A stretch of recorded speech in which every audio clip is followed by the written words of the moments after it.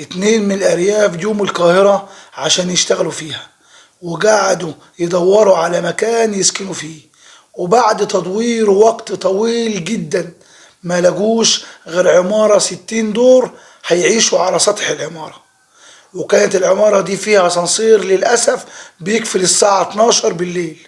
وفي يوم وهم راجعين اتأخروا جدا، واتفاجئوا ان هم لازم يطلعوا الدور ال60 على السلالم. واحد منهم اقترح ان احنا نبات في الشارع، والتاني قال لا، احنا نطلع ال60 دور احسن ما نبات في الشارع. واتفقوا على اتفاق جميل جدا ان هم اول 20 دور هيقعدوا يضحكوا ويهزروا ويحكوا حاجات تضحك كتير، وال20 دور التانيين هيحكوا قصة طويلة قوي، وال20 دور التلاتين هيحكوا قصة حزينة لدرجة ان هم يعني هيعيطوا فيها. وفعلا حصل ده، طلعوا على السلم وبدأ اول 20 دور كركرة وضحك، ومش عايز اقول لك ايه اللي حصل. وال20 دور التانيين بدأوا يحكوا قصة طويلة. واول ما وصلوا ال20 دور الاخرانيين للأسف نسوا المفتاح تحت. القصة بسيطة جدا، بتبين حياة البني آدم أول 20 سنة في حياتنا، ضحك وهزار، مفيش مسؤولية، بتستمتع بكل حاجة في حياتك.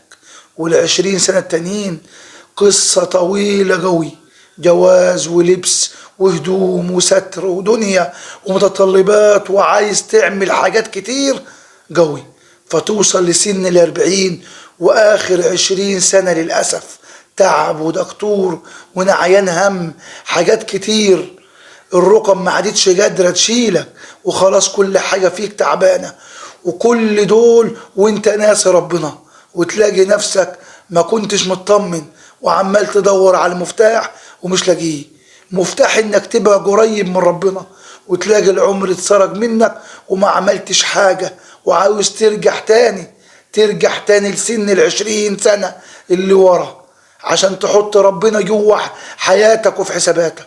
اوعى يا ابن ادم، العمر بيتسرق منك، اوعى يتسرق منك تاني وسط ضحك وهزار وعياط، وتنسى اهم حاجة، مفتاح السعادة في حياتك، مفتاح الامان، ان ربنا يبقى في حياتك.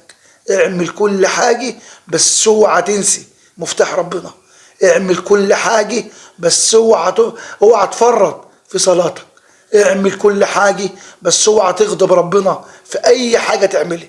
الراحة الوحيدة اللي في حياتك ربنا، ثم ربنا ثم ربنا ثم ربنا. والله العظيم سر السعادة في حياتك تطمن طول حياتك قبل ما العمر يتسرق منك. خلي بالك انت محتاج ربنا يبقى في حياتك. على كل اللي انت هتعيشه، ربنا يبارك في حياتكم ويبيض قلوبكم جميعا.